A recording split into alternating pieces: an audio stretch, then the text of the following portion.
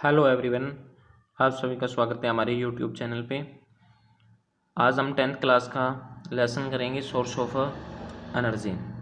इससे related MCQ question जो exam of UK से बहुत ही इम्पोर्टेंट है। फर्स्ट क्वेश्चन है, a solar water heater can not be use to get hot water on. कहते कि एक सोलर वाटर हीटर कब पानी को गर्म नहीं करेगा? Sunny day, a cloudy day, a hot day, a wind day. तो जिस दिन देखो जो सोलर वाटर हीटर होता है वो सोलर एनर्जी को हीट एनर्जी के अंदर कन्वर्ट करता है, तो इसका बी ऑप्शन आएगा, ए क्लडी डे। नेक्स्ट है, most of the source of energy represent solar energy which of following is not ultimate drive from the sun energy. कहता है कि ज़्यादातर source of energy sun energy को define करते हैं, but इनमें से एक है जो सन एनर्जी को ड्राइव नहीं करेगा, वो है न्यूक्लियर एनर्जी। ठीक है, देखो जियोथर्मल यानी कि भूतापीय ऊर्जा अर्थ के गर्म होने से, ठीक है, अर्थ गर्म होती है सनलाइट से। विंड हवा किससे बनती है? ये भी सनलाइट से बनती है। और बायोमास, इसमें भी क्या होएगी? सनलाइट होएगी।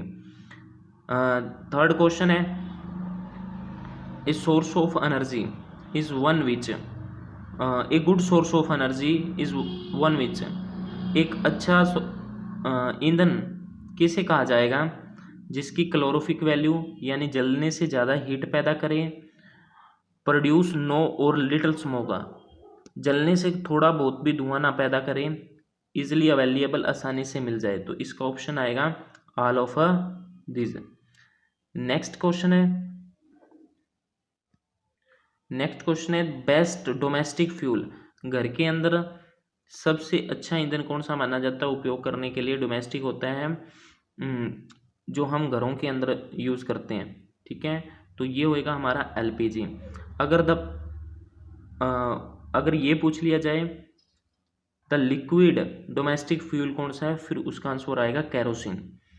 फिफ्थ क्वेश्चन है, the ultimate energy available from A thermal power plant. Thermal power plant में क्या किया जाता है? फॉसिल फ्यूल यानी कि कोयला जलाया जाता है। कोयले जलने से क्या पैदा होता है?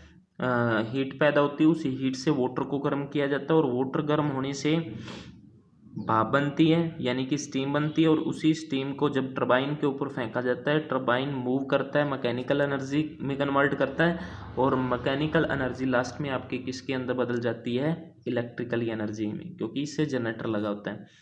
नेक्स्ट है six question, use of fossil fuel. अगर हम फॉसिल फ्यूल का यूज़ करें तो ऑफ द पोल्यूटेंट यानी कि प्रदूषक गैसें कौन सी होती हैं? कार्बन मोनो भी होती है, सल्फर ऑक्साइड भी होती है, नाइट्रोजन के ऑक्साइड भी होते हैं, यानी कि आंसर आएगा all of these. Next question, seventh question है, the gas responsible of green house effect. Green house effect के लिए कौन कौन सी गैसें हैं? सल्फर ऑक्साइड, नाइट्रोजन ऑक्साइड, या फिर दोनों, ए और बी, या नन ऑफ दी। सल्फर के ऑक्साइड और नाइट्रोजन के ऑक्साइड ये पोल्यूशन फैलाते हैं, तो आंसर क्या रहेगा? ए एंड बी, यानी कि सी ऑप्शन। एट्थ क्वेश्चन है आपका, the main gas now responsible for green house effect. Green house effect के लिए जो सबसे मेन गैस है, सबसे मेन गैस कौन सी होती है? Carbon dioxide. कौन सी होगी? Carbon dioxide. नेक्स्ट क्वेश्चन है, the main constitute of biomass. Biogas, biogas यानी कि गोबर गैस। गोबर गैस में सबसे मेन गैस कौन सी होती है? मीथेन गैस, CH4, जिसकी परसेंटेज कितनी होती है? 75%। नेक्स्ट 10th क्वेश्चन है, द मिनिमम स्पीड, कम से कम हवा की गति ऑफ विंड। हवा की गति फॉर ए विंड मिल, यानी पवन चक्की को चलाने के लिए कम से कम कितनी स्पीड की ज़रूरत होती है? कम से कम 15 किलोमीटर पर हावर। और एक देश है जिसे हवाओं का देश कहा जाता है, उसे क्या उस देश का नाम क्या है? डेनमार्क। ठीक है, और डेनमार्क अपनी जितनी भी ऊर्जा है उसका 25% कहाँ से पैदा करता है? विंड से, हवा से पैदा करता है यानी विंड मिल से।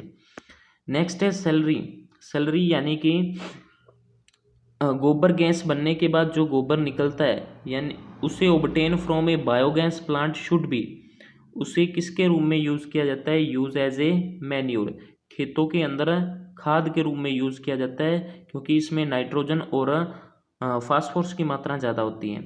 नेक्स्ट है नॉन कन्वेंशनल। नॉन कन्वेंशनल का मतलब है गैर परंपरागत, जो हम पुराने समय में उपयोग नहीं हो रहा था परंतु आज इसका ट्रेंड फुल है, वो है सोलर एनर्जी।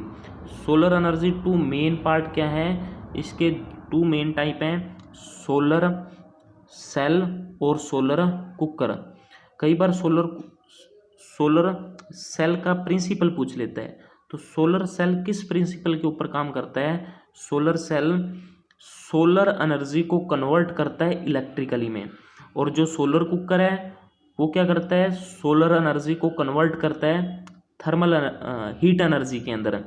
नेक्स्ट है 13 question, solar cell are use in. Solar cell कहाँ यूज होता है? आर्टिफिशियल सैटेलाइट, जो कृत्रिम उपग्रह छोड़े जाते हैं स्पेस प्रोब के अंदर या फिर स्पेस स्टेशन के अंदर, यानी सभी के अंदर यूज होता है ऑल ऑफ दीज।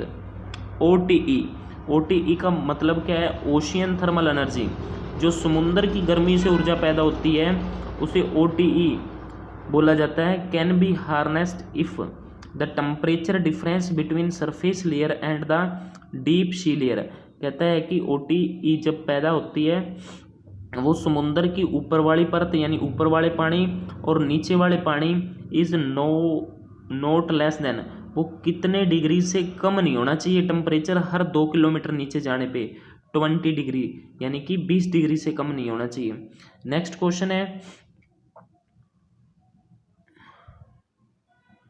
क्वेश्चन है न्यूक्लियर फ्यूजन।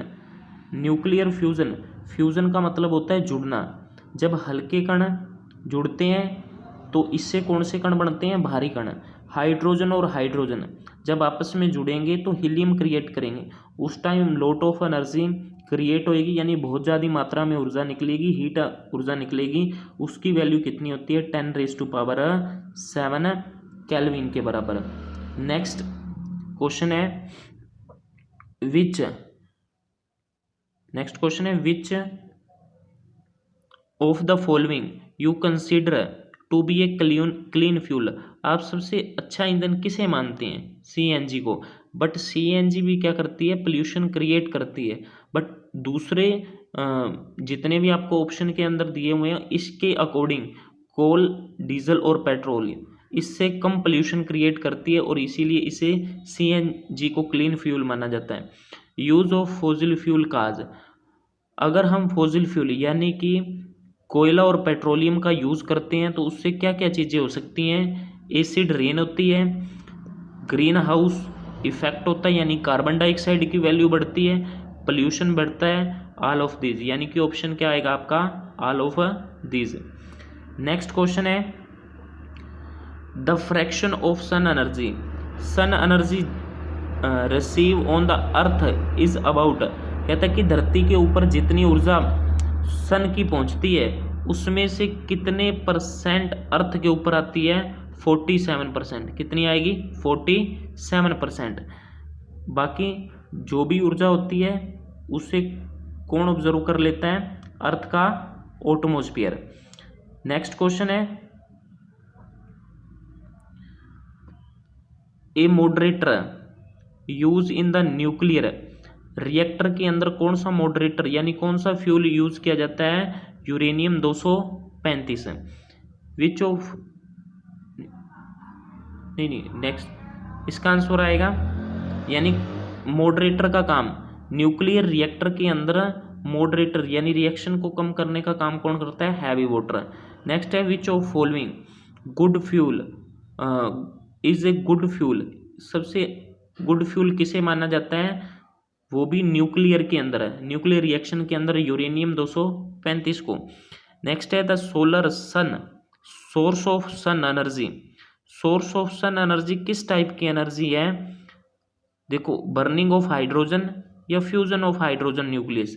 इसमें क्या होता है? हाइड्रोजन के न्यूक्लियस आपस में ऐड होके हीलियम क्रिएट करते हैं और लॉट ऑफ एनर्जी निकलती है, यानी बहुत ज़्यादा मात्रा में एनर्जी निकलती है। नेक्स्ट क्वेश्चन है the fuel with higher calorific value, सबसे हायर कैलोरीफिक वैल्यू किसकी होती है? हाइड्रोजन की। नेक्स्ट है the device which convert solar energy direct into electricity, यानी ये प्रिंसिपल पूछा गया है सोलर सेल का। सोलर सेल का प्रिंसिपल क्या होता है? सोलर सेल सोलर एनर्जी को कन्वर्ट कर देता है इलेक्ट्रिकली में। ये फिलिंग द ब्लैंक क्वेश्चन भी पूछा जाता है, तो ये होता है सोलर सेल। और सोलर कुकर का काम क्या होता है? सोलर कुकर सोलर एनर्जी को कन्वर्ट करेगा थर्मल एनर्जी के अंदर है। नेक्स्ट क्वेश्चन है the material use to fabric solar cell are called, यानी कि सोलर सेल में किस प्रकार के मटेरियल का यूज किया जाता है? के लिए सेमीकंडक्टर है, यानी कि निकल का यूज किया जाता है, और निकल को जोड़ने के लिए किसका? सिल्वर का यूज किया जाएगा।